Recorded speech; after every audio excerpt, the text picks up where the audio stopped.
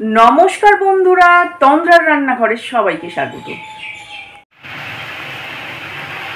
आज शेयर करब खूबই সহজ আর তাড়াতাড়ি কিভাবে ঢেঁড়স আলুর তরকারি রান্না করবে। আশা করি এই রেসিপিটা তোমাদের ভালো লাগবে। তাহলে ঢেঁড়স আলুর তরকারি কিভাবে রান্না করব দেখে নেওয়া যাক আজকের এই ভিডিওতে।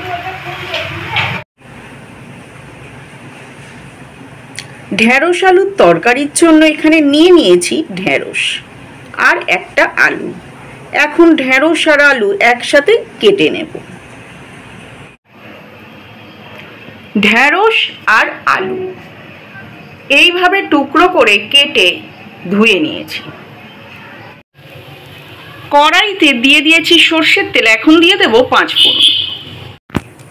দিয়ে দিয়েছি 5 ফোড়ন। এখন দিয়ে দেব ঢেঁড়স।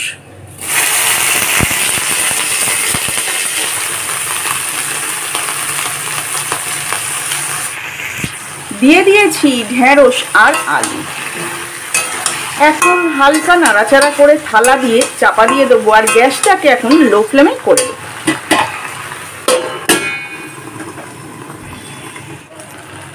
মিনিট 5 পর ঢেঁড়স আর আলুটাকে আরেকটু নাড়াচাড়া করে এখন এর মধ্যে দিয়ে দেব ঢেঁড়স আলুর মধ্যে দিয়ে দিয়েছি সামান্য পরিমাণ চিনি, নুন, হলুদ গুঁড়ো আর লঙ্কা গুঁড়ো। এখন হালকা কষিয়ে নেব।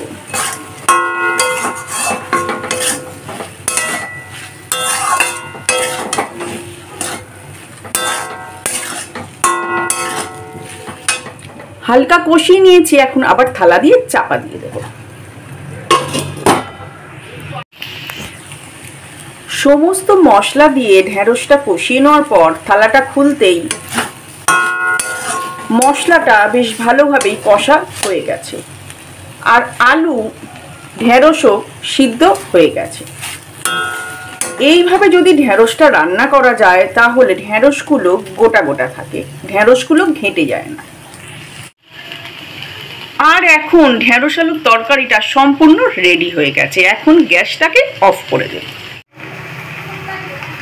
এইরকম ঢেঁড়স আলুর তরকারি রুটি বা গরম ভাতে ডালের সাথে অসাধারণ লাগে।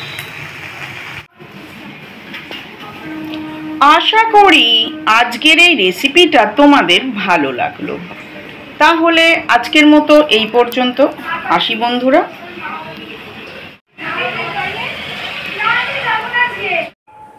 আবার আসবো নতুন কোনো রান্নার রেসিপি নিয়ে।